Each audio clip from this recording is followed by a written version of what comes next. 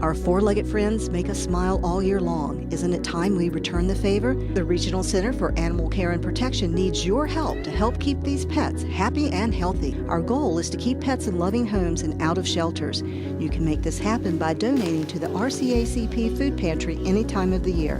The following donations are needed: canned cat and dog food, dry cat and dog food, cat litter, and toys. Residents who need to pick up food can do so at 1510 Baldwin Avenue Northeast. This is who I am. I can't do it alone. I'm a good person, and the truth is, I break the law. I ignore what my parents taught me, and I thought everything they said was a joke. No longer can it be said that I am my own person. I'll tell you one thing for sure. I've become a slave to the drinking crowd. I refuse to accept that I can be confident in myself and be popular without beer or drugs. A person like me can easily be forgotten. But wait, what if that's all wrong? What if I don't have to be forgotten? A person like me can easily be popular without beer or drugs. I can be confident in myself, and I refuse to accept that I've become a slave to the drinking crowd. I'll tell you one thing for sure. I am my own person. No longer can it be said that I thought everything they said was a joke. I ignore what my parents taught me, and I break the law. The truth is, I'm a good person. I can't do it alone. This is who I am.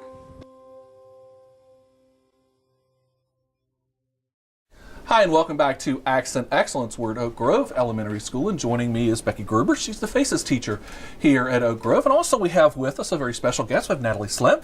Natalie's a junior at Roanoke College. So first and foremost, of course, we have to say for all of our Roanoke College folks at home, go Noke. And we want to definitely appreciate everybody being here. Natalie, you're here with a number of students from Roanoke College for a project called Toy Like Me. What's going on?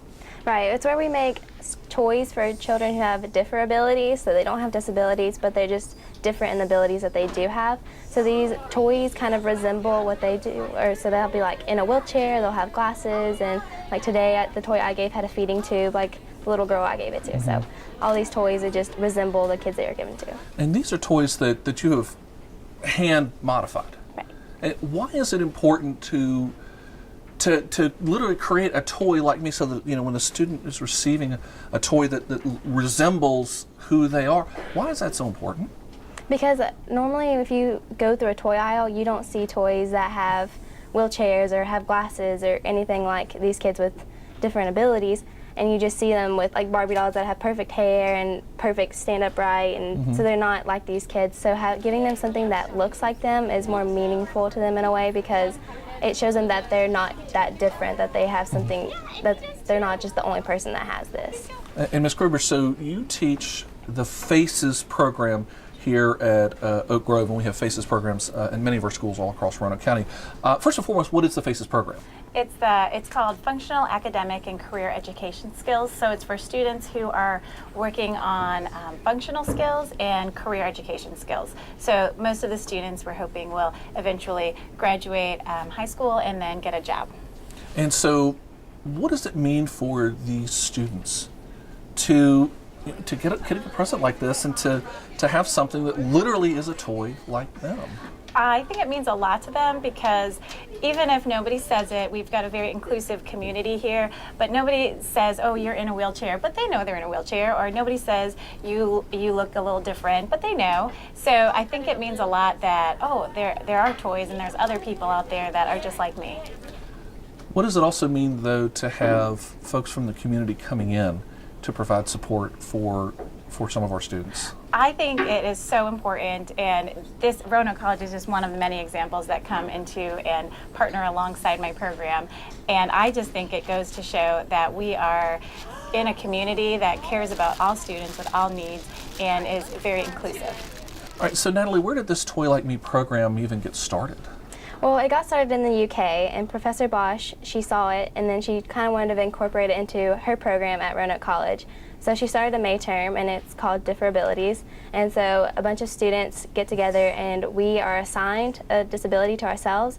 And so like this year I was in this May term, and I was put in a wheelchair, and I was supposed to be paralyzed from the legs down, and had to go throughout the entire day and try to live like this. And then you realize how difficult it is.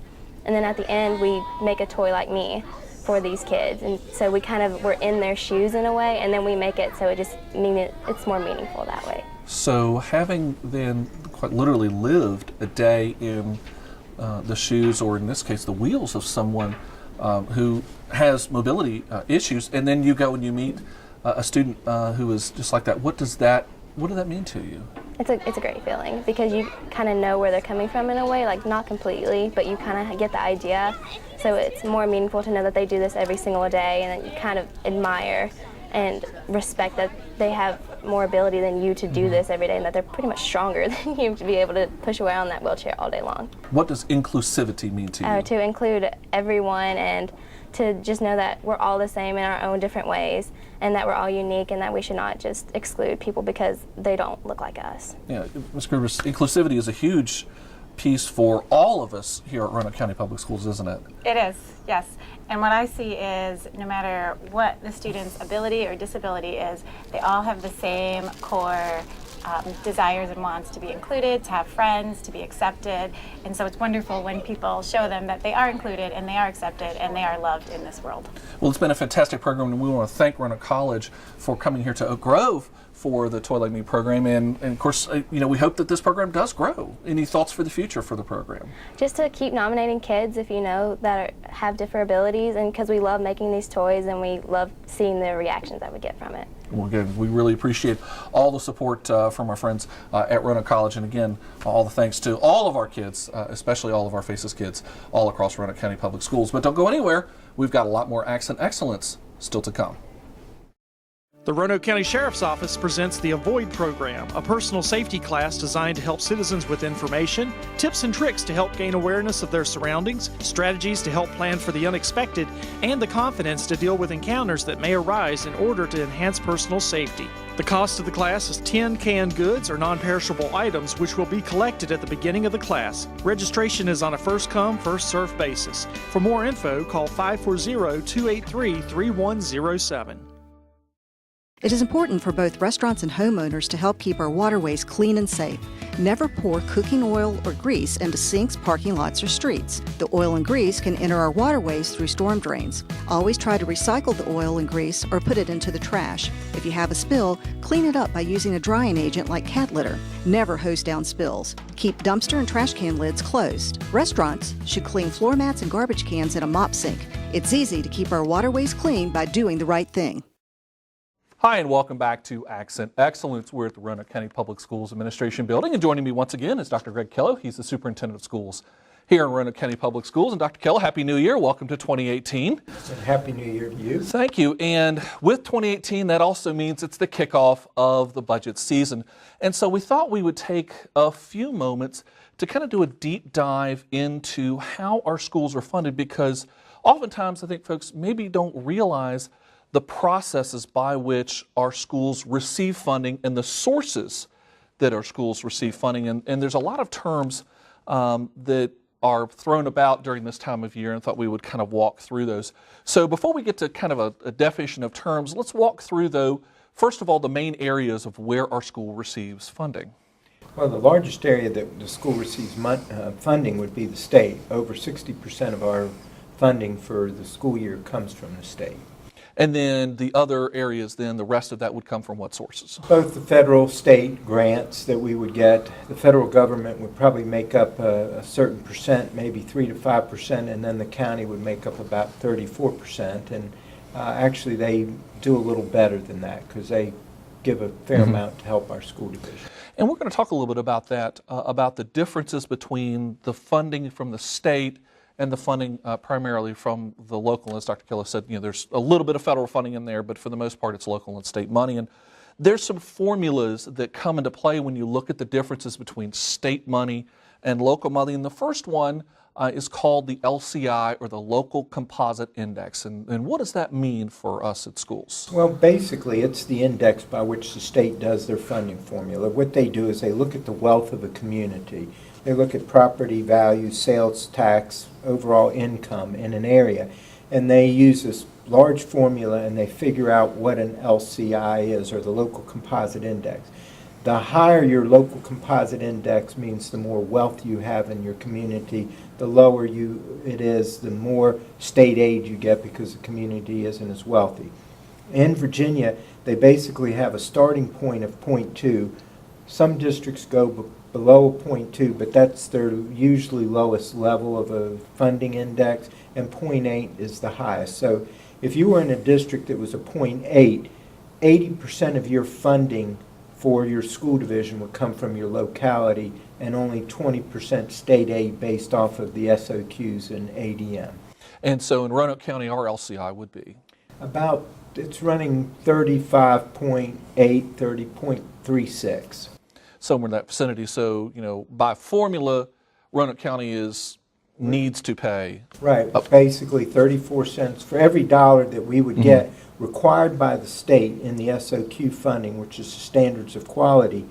We would have to, the state will give us 64 cents, and we'd have to put in 36 locally. Now, what often happens, though, is that while the locality may be, quote, responsible for a certain amount, especially in Roanoke County, the Board of Supervisors go well above that. Yes, they actually do that plus an extra 50, 60, 70%, which is very helpful because there's a lot of unfunded mandates that the state requires. There's also a lot of positions that we have in Roanoke County that we couldn't have if we didn't have that extra money. And it helps us to be competitive in salaries and other things that we want to do in Roanoke County. Our Board of Supervisors, doesn't look at, they look at education in a positive way and are hopefully going to be willing to help relook at even trying to fund us more in the future, which helps the economic vitality of the community. Now, there was another term you just mentioned, and it's another very important when it comes to state funding, and that's SOQ, or the standards of quality. Right. That is what the General Assembly works with when they're doing all the funding. They set up what they call the standards of quality. They establish the number of positions that you would have for like teachers, librarians, assistant principals, teacher assistants, principals, anything like that, reading specialists, all those areas. They have a formula that they use. Now, sometimes they look at those numbers based off of the total population of a school division, like per 1,000. Sometimes they look at it per school if you have a number of schools. So it can, the more schools you have, sometimes it can play in your favor. Sometimes it doesn't play in your favor because they're saying, well, you have 1,000 students, and for that 1,000 students, we'll give you X number of teachers or administrators, librarians, guidance counselors, all those things, including even into nurses and ITRTs, instructional technology, resource teachers.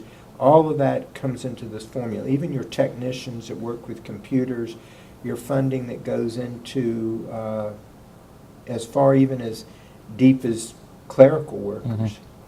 Now, often, though, when you think about a school, if we had a school that just went by what was required in the SOQs, that's a pretty bare-bones school, isn't it? Yes, it is. And they fund, we look at great class sizes, here in Roanoke County, but, based off of their formula, they may use a 25-to-1 ratio. And so whenever we have a position, like in the elementary level, just off of a cuff, we would probably have 50 plus more elementary teachers than we're required to under the SOQs.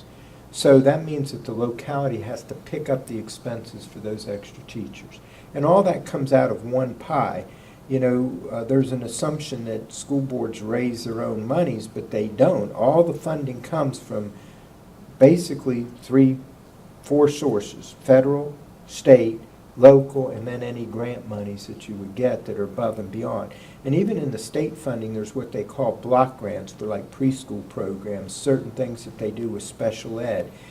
They're monies that are divvied out based off of a need or an objective that the General Assembly or the constitutional officers of the state of Virginia would require us to do, coming from the Virginia Department of Education or the General Assembly. So those drive that funding. There's another term that often plays another very, very important role when it comes to state level funding, and that's ADM, or average daily membership. It's a very big one, and it's probably the most concerning number for us here in Roanoke County. Because the larger you get the money and your funding, but based off of your average daily membership. Okay, and basically what they do is They take a number from March. We're projecting what our ADM will be on March 31st of 2019 for the 2018-19 budget, which begins on July 1st. But we have to project that's what our student enrollment will be. And it's based off of a cumulative of every day all the way from the end of that year all the way to the beginning of the March 31st deadline. And so they take an average of all that. It's not just on that one given day. It's based off of a cumulative of that. And for us, ADM is a very important number because lately we have been seeing that number somewhat going down. Yes, our student enrollment has gone down, and it's not going down greatly, but it's something that concerns us because that means that we're still trying to run all the programs, but when you lose one student, you can lose anywhere from $4,000 to $5,000 per student state aid. And that's state aid only, and so it's, as those enrollment losses grow, that adds up very fast. And there was another myth. You had talked about one myth, that school boards can have some sort of ability to raise their own money, and of course that is completely not true. School boards have no taxing capability. But there's another myth that's out there, and this comes from many years ago when the lottery was added here in Virginia, and there's this continuing myth that lottery money is, quote, extra money for schools, and that's not the case at all, is it? No, basically what lottery money does go to education, but what it did was supplant money. So if there was money in the budget that was for certain things, buses or transportation or, even technology, that money that was there was taken out and used for something else, and the lottery money came in and filled that void. So we didn't have that on top of the SOQ money or the money. It just came in and filled those voids. So it definitely came in and replaced. So it's not like the schools are getting whole tons of new cash. And, it's like we were talking earlier. I always like to use the analogy, when my girls were younger, they came to me for money. The school board has to rely on the state and the board of supervisors for all their funding and anything that they receive from the federal government. I mean, there's even when we look at special education, the federal government had promised at one point to fund it at 100%. They're funding it at about 13%. We have a lot of state mandates that are unfunded, that are required, that are passed, that come into law that require personnel, but sometimes they don't come with money. There's been a major push by local representatives from superintendents, school groups, school board associations to say, please, if you're going to put a requirement on us, like if you're going to ask us to have reading specialists, we'd all agree that that's important. But send money with it and don't take it out of another pot and put it over here. Make it come with new money. Because would it have direct impact? Oh, yes, we would all agree. Absolutely. So, these are some of the things and some of the variables that come into play as we go through the beginning of this new year with the budget season. And of course, Roanoke County and the school board, which meets right behind us here, have to approve a budget by April the 1st. And I'll tell you what, it's a really challenging task every year, isn't it? It is. And we're getting ready. We're into it. We know what the governor has proposed in the budget. We know that the General Assembly, the House and the Senate will get together, build their budgets. Everybody will come together. But in the mix of that, we're having to project what we need for the next year. We're looking at trying to pay the most important thing, people that we can, is our teachers, and making sure that we take care of them. And I think everybody would be in agreement that we need to take care of our teachers because there's nothing stronger. We have quality students, we have a quality community, but we also have quality teachers that we need to keep. And anything we can do to encourage our representatives to give more to our teachers and support them in the job that they do, because they make a difference every day in the classroom. And that is extremely important, and we need to pay them for what they're worth. Definitely. There is just a whole lot of factors that come into play for budgets. So Dr. Keller, thank you for taking a few minutes to help kind of walk through some of the variables that come into play as we start to deal with the budget for the coming 18-19 school year. Folks, stay right there, though. We have a lot more Accent Excellence still to come. A house will always look like a house, But what makes a house a home? Laughter, Kindness. love, Hope. Family. Could you provide a home to a local youth in need? Learn more about foster care today and help make a house a home.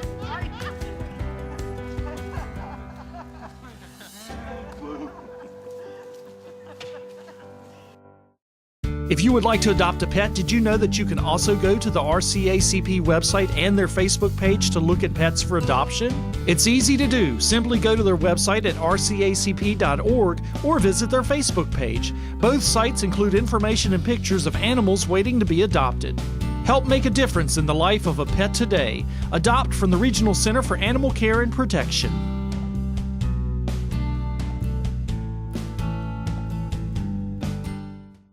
Hi, and welcome back to Accent Excellence. We're at the Roanoke County Public Schools Administration Building. And ladies and gentlemen, it's my privilege to introduce you to David Linden. He is our new school board member for the Hollins District. So first of all, Mr. Linden, congratulations on your election. Welcome to Roanoke County Public Schools and welcome to the school board. Thank you, Chuck. All right, so first and foremost, we thought we would just take some time to kind of introduce you to the folks at home, especially to those in the Hollins District. So tell us a little bit about yourself. Well, I'm a native of just outside of Cleveland, Ohio, and moved to Roanoke in 1983 to attend Roanoke College. Fell in love with the area. Did move away briefly after graduating to Atlanta for 7 years, but came back here in 1995 and have been a resident of the Valley since then. And you're, as I understand it, you're into real estate. I am, yes, managing broker at Real Star Realtors here in Roanoke. Have been selling real estate now for 20 years. And what are some of your connections that you have already with Roanoke County Public Schools before joining the school board? Well, my three boys attended Burlington Elementary School, Northside Middle, Northside High School. I've been involved primarily, I was president of the North Roanoke Recreation Club for 8 years and have been heavily involved in that aspect of the community, but also been a big supporter of the school system as well. Well, we appreciate all the support that you've already given us, and now that you're joining the school board, I guess the next question that is kind of on everybody's mind might be, what led you to run for the school board? It's something that I've been thinking of since Jerry Canada announced 4 years ago that it was going to be his last term in office. I was there at the investiture ceremony when he announced that, and think the world of Jerry. There are some big shoes to fill. He always seemed to do a tremendous job for the schools. And just my involvement in the community and wanting to see the schools prosper. Being in real estate, I've realized that school districts have a direct correlation on property values and home sales, and want to just see the schools, not only in North County, but throughout Roanoke County, maintain that great reputation that they have and make sure that our property values stay strong. And you had mentioned, 4 years ago, Mr. Canada, who used to sit right behind us here, announced that he would not run for re-election, and so 4 years later, Mr. Linden has now been only the second person ever to be elected to the Hollins district seat. First and foremost, of course, I think we need to say another huge thank you to Jerry Canada for 25 years of service. Can you imagine that? 25 years. And as you said, those are some pretty big shoes to fill, aren't they? They are. He had just such a wealth of knowledge and was able to help accomplish so many things throughout not only the Hollins Magisterial District, but throughout Roanoke County. It's I can assure you, Chuck, it will not be a 25-year term for me, or 25 years worth of we're going to see if we can convince him of that later on, but that's another story. You had also talked about property values, and one of the things that of course, we've been working on for quite a while is our role, meaning what role schools play in economic development. And one of those, of course, is making the Roanoke Valley a great place to live. So, what are your thoughts when it comes to the role schools play in quality of life? Oh, it's huge. It's most parents are extremely passionate about their children. We saw that in rec club sports, and the schools are a very big factor in that. Roanoke, the Parks and Rec Department, I think, does a fantastic job of promoting that aspect of the community, and we've got so many wonderful features here in Roanoke that it's an attractive place to live. It really is. If you want the big city, maybe Roanoke's not it, but it's a tremendous place to live. Well, we certainly appreciate Roanoke. So coming up in January, you'll be officially taking your seat. Mr. Linden was invested in December, so he is officially a school board member. His first meeting will be coming up here in January. What are you looking forward to joining this group up here? Well, that's a very good question. I'm anxious to get started. I met with Dr. Killo and some of the staff here at Central Office last week, and it's overwhelming, just everything that the school system does. So at this point, I'm trying to take it all in and see how I can help lead and help guide the schools into the future. We're in a great place, in the top 10, I believe, in the state as far as school districts go already. But just want to see it maintain that and improve as best we can. What will be some of your priorities? Well, I would like to see, like to consider drug testing for student athletes. That's one of the items that I think Tim Greenway mentioned at the last meeting, and something that I am a believer in. Balancing the budget and getting teachers raises. The teachers are the backbone of our school district, and they just are so important. And trying to figure out how we can keep them happy, and that learning education, the learning in the classroom is just so important. So we need to make sure our teachers are happy.